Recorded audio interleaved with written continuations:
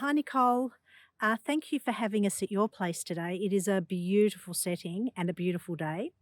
We're here to talk about parenting after having a stroke. What do you want people to know about you? Well, I think I'm just like anyone else. I'm a mad Carlton supporter. I absolutely love my football. I'm a teacher and I love watching Friends. Nicole, you had a stroke in 2020 and then you've had two children since then. You had Gus in 2022 and Matilda in 2024. Can you share with us some of the things that you've learnt about parenting after a stroke?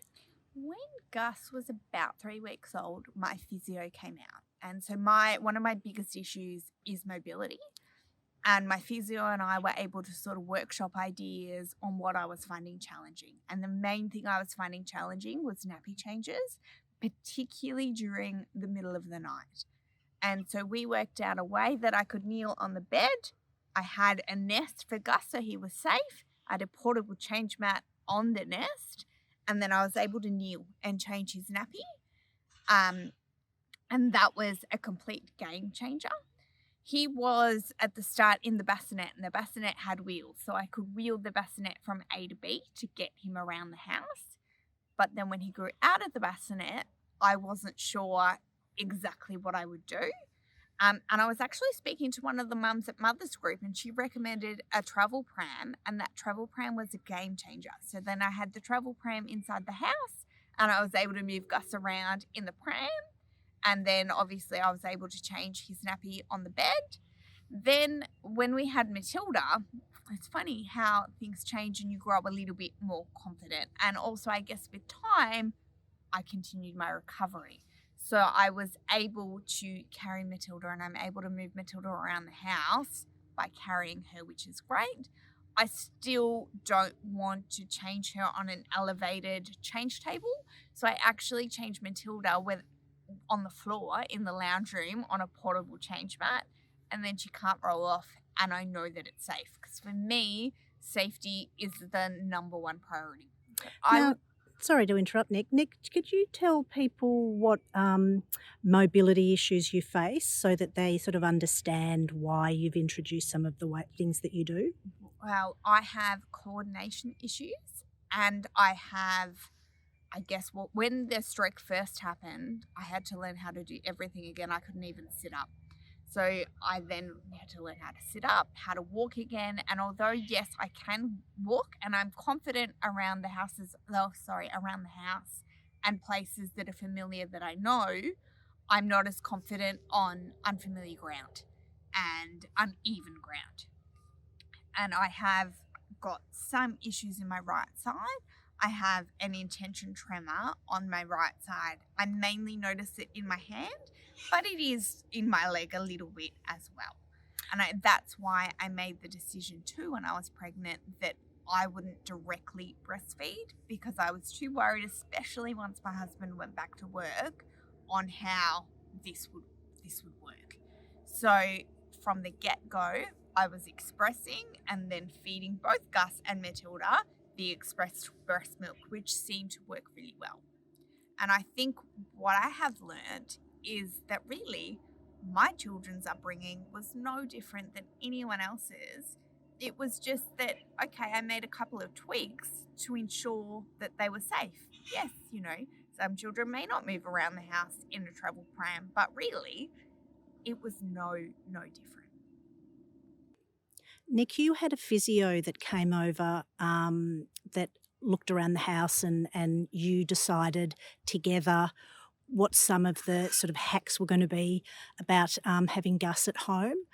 Could you share some of those with us? Absolutely. So I was really lucky. Amy has been my physio since just after the stroke. Once I moved from community health to NDIS, Amy's been my physio since then. So she's seen me before I was pregnant. Then she was able to see me through the whole pregnancy.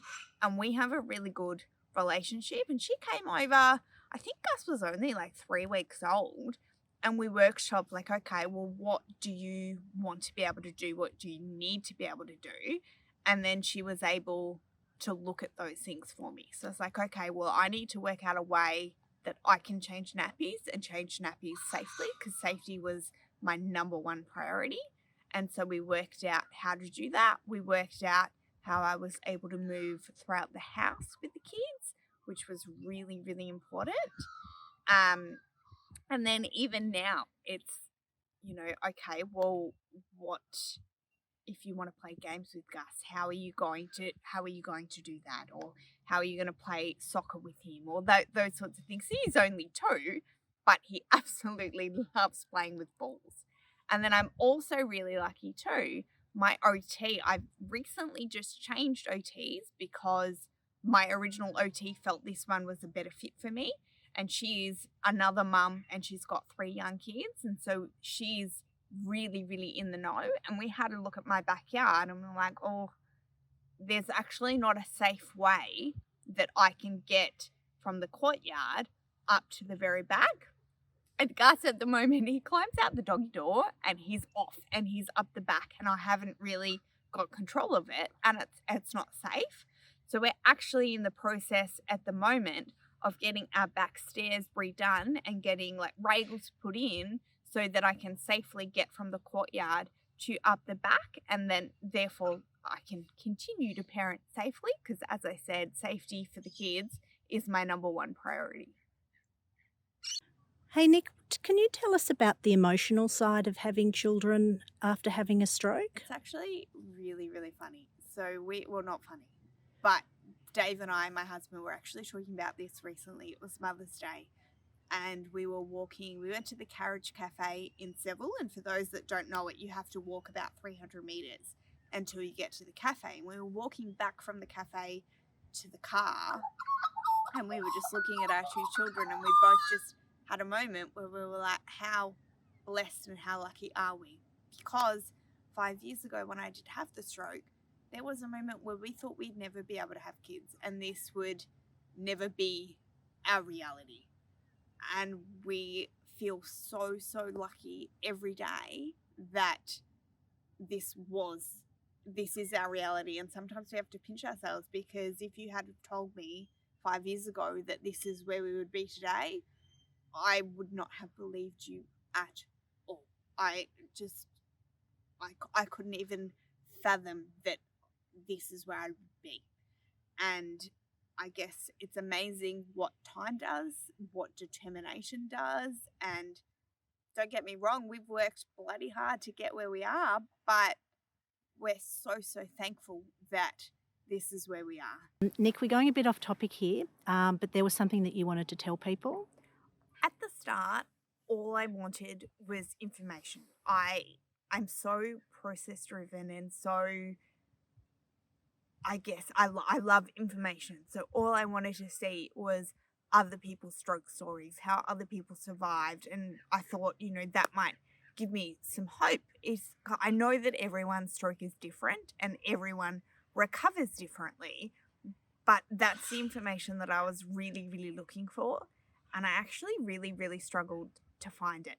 I guess hindsight is such a valuable thing, because I now realize that everyone is different and there's no pathway. But originally, that's why I started my Instagram and documenting my journey, so that people could see, where I've come from and where I had ended up. Because I found when I was trying to research when this first happened, a lot of people were sort of, halfway through their journey, or they had recovered to an extent, and they were so much more recovered than I was that I couldn't picture that as myself. And I think the really, really important message to know is that it is possible, and anything is possible if you fight hard enough for it.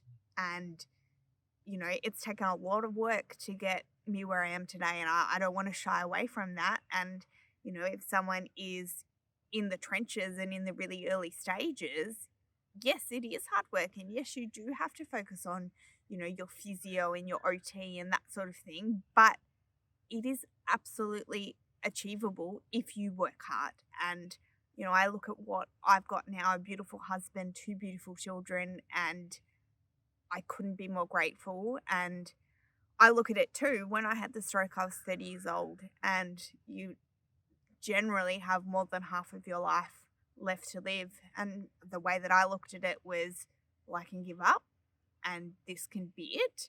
Or, there was a line from Friends that said, you need to accept that. And they said, accept what? No, accept that. And yes, I had to accept what had happened to me and where we were, but I didn't have to accept that that was my forever. And it certainly doesn't have to be. Hey, Nick, it was Matilda's first birthday last week. Can you tell us a little bit about that? Well, I think that I went a little bit over the top with her first birthday party. We had a Snow White theme, the fairest one of all. We had themed soft play, themed like balloons. Everything was sort of all about Snow White. And Gus and Matilda had the best time. I think Matilda had a very good time, but Gus had an absolute ball, especially in the ball pit. I think what I loved about it the most, was that I wasn't a stroke recovery mum. I was just a mum having her child's first birthday party, and you would have had absolutely no idea that I had a stroke. And it was just really nice that stroke survival wasn't my identity. Matilda's mum was my identity then, and it was just such a wonderful time. We all had such a great day. It was filled with family, with friends, and it went so well. And it went well because I was able to organise everything. Everything was done and ready to go, and we were just able to relax and celebrate our girl, which was just wonderful. And I think for me, those are the moments that I feel so blessed, when I feel like I'm just part of your average family. And I certainly did at Matilda's first birthday party. Oh, that's gorgeous. We've got one more question. Yeah. And the question is, what is your favourite song, or what song do you have on repeat? So this is probably really random, but the song that I have on repeat is from the 90s. New Radicals, You Get What You Give.